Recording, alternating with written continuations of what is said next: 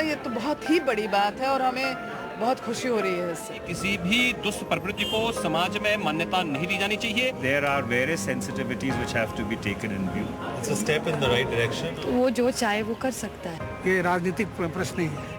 ये अपराध है, बिल्कुल अपराध। अगर कोई परिवर्तन करने की जरूरत होगी तो उसमें कोई हमें आपत्ति नहीं होनी चाहिए। लेस्बियन, गे, बाइसेक्सुअल, ट्रांसजेंडर, हिजड़ा खोती सभी लोगों के अधिकारों का शामिल होना एक बहुत ही अच्छी बात है। According to the Christians, it's against God's law. इस तरह की कोई चीज जो है हमारे यहाँ एक्सेप्टेबल नहीं है।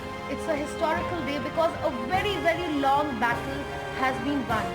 लेस्बियन सुसाइड कितना हो रहा है, पेरेंट्स इतना फोर्सफुली शादी करा देते हैं। आज तक उनको क्रिमिनल माना जाता था जबकि उन्होंने कुछ गलत किया नहीं। हाई कोर्ट के 1 या 2 जज ही सारी चीजों का निर्धारण नहीं कर सकते। पर्सनल मामला है सबका। मैं पर्सनली बहुत खुश हूँ and I think everybody needs equal rights. बहुत ज्यादा बुरे असर होने वाले। पहली बार लग रहा है कि we are the citizens of this country. Thank you. एक फैसला और उस पर इतनी तरह की प्रतिक्रियाएं। कोई इसे ऐतिहासिक दिन बता रहा है, कोई कह रहा है कि ये बहुत ही गलत है, इससे आप एक गलत चलन को बढ़ावा दे रहे हैं और दुष्प्रवृत्ति जो है उसको आप बढ़ावा दे रहे हैं। इस पर चर्चा बहुत लंबी होगी अभी, क्योंकि ये सिर्फ शुरुआत भर है, लंबी लड़ाई है।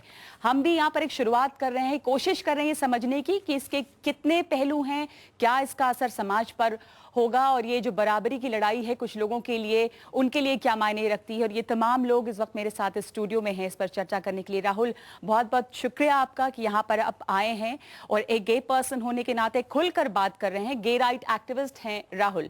और राहुल के अलावा जो हमारे 3 और ख़ास मेहमान यहाँ दिल्ली स्टूडियो में हैं उनसे आपको मिलवा दूँ। सबसे पहले मौलाना सैयद कल्बे रुशैद रिजवी जो इस्लामिक जानकार हैं और स्वामी अग्निवेश हैं, प्रेसिडेंट हैं world council of Arya Samaj के। आपकी राय क्या है इस पर जानेंगे। ज्यादातर रिलीजियस लीडर्स कह रहे हैं कि वो इसके खिलाफ हैं। और फादर बाबू जोसेफ जो स्पोक्स पर्सन है Catholic bishops conference of India के।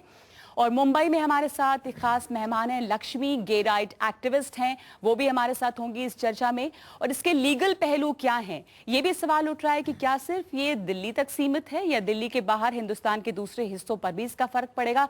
सुमित बौद्ध गे राइट एक्टिविस्ट हैं, लॉयर हैं, वॉइसेस अगेंस्ट 377 बाकायदा एक ऑर्गेनाइजेशन है जो 377 के खिलाफ काम करते थे लोग। और इनकी और नाज फाउंडेशन की ही ये लड़ाई थी जिसके वजह से अब ये फैसला आया है। राहुल, ये जो फैसला आया इसको बस 2 दिन गुजरे हैं, हाँ कुछ घंटे हुए हैं, जिंदगी कुछ बदल गई है क्या उसके बाद से?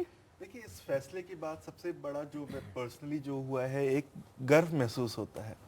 एक लगता है जो इतनी लंबी जो लड़ाई जो हम लड़ रहे थे इकट्ठा एक साथ होके, वो फैसला जब आया तो ऐसा लगा कि हाँ, आज हम भारत के वो नागरिक हैं जहाँ पे हमें एक समान दर्जे पे रखा गया है, हमें इक्वल प्लेटफॉर्म दिया गया है।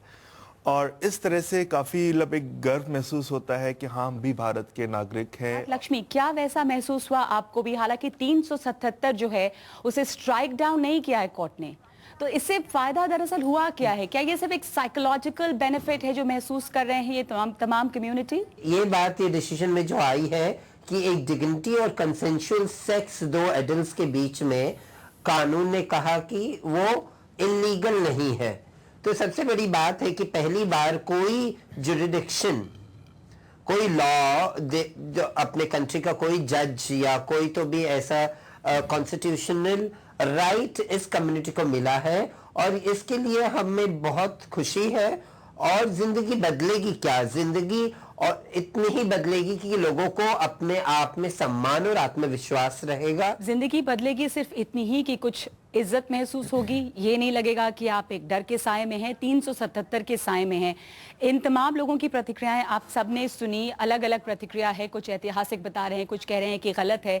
जब ये फैसला आया था तो आपकी पहली प्रतिक्रिया क्या थी मौलाना कल्बे रुशैद साहब? सवाल ये है कि इसका मजहब से क्या लेना देना है। हमें मजहब के मुताबिक प्रतिक्रिया नहीं देनी है। उसकी वजह यह है कि हम सब जानते हैं कि मजहब में क्या लिखा हुआ है, इनसे भी नहीं छुपा है और मेरे ख्याल से हमारे वकील साहब बैठे, इनसे भी नहीं छुपा हुआ है कि भारत का समाज इज्जत की वो चादर है जिसको नज़दीक से देखो तो हज़ारों धागों से बुनी हुई है।